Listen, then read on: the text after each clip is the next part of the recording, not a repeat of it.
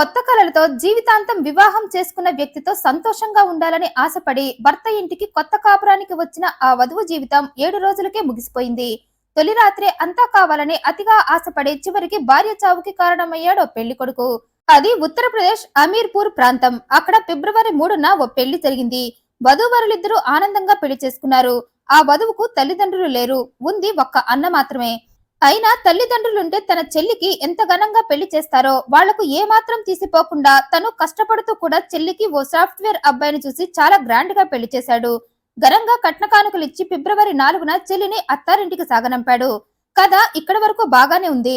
కొత్త పెళ్లి కూతురు కోటి ఆశలతో భర్త ఇంట్లో అడుగుపెట్టింది. పెళ్లి కూతురు భర్త ఇంటికి రాగానే ఓ మంచి రోజున ఇద్దరికి శోభనం ఏర్పాట్లు చేశారు పెద్దలు. మంచి ముహూర్తంలో ఆ యువతిని శోభనం గదిలోకి పంపారు. కానీ ఇక్కడి నుండే ఆమె తలరాత మారిపోయి శవంగా మారుతుందని అస్సలు ఆమె ఊహించలేకపోయింది. పెళ్లికి ముందున్న జీవితం వేరు, పెళ్లి తర్వాత భర్తతో దొరికే ఆ ఆనందం వేరు అన్నట్లు ఆ యువతి ఫీల్ అయిపోయి కోటి ఆశలతో భర్త దగ్గరకు వెళ్ళింది. అయితే అలా తన గదిలోకి వచ్చిన భార్య దగ్గర పర్ఫార్మెన్స్ ఇరగదీయాలనుకున్నాడు భర్త. తొలి రాత్రిలోనే హద్దులు లేని విచ్చలవిడి శృంగారాన్ని కోరుకున్నాడు. నా భర్త శృంగార పురుషుడు అని భార్య తన మనసులో తన గురించి గొప్పగా అనుకోవాలి అనుకున్నాడు. అందుకోసం ఆగకుండా శృంగారం చెయ్యాలి అనుకున్నాడు.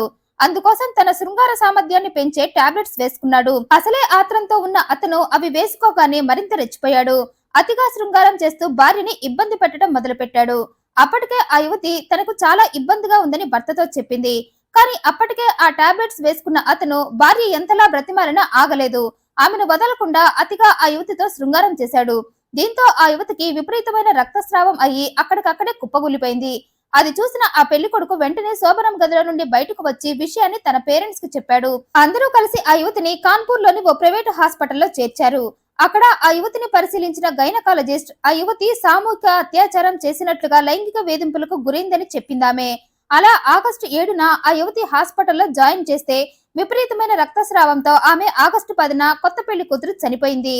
తన చెల్లి చనిపోయింది అని తెలిసిన అన్న కన్నీరు మున్నీరయ్యాడు.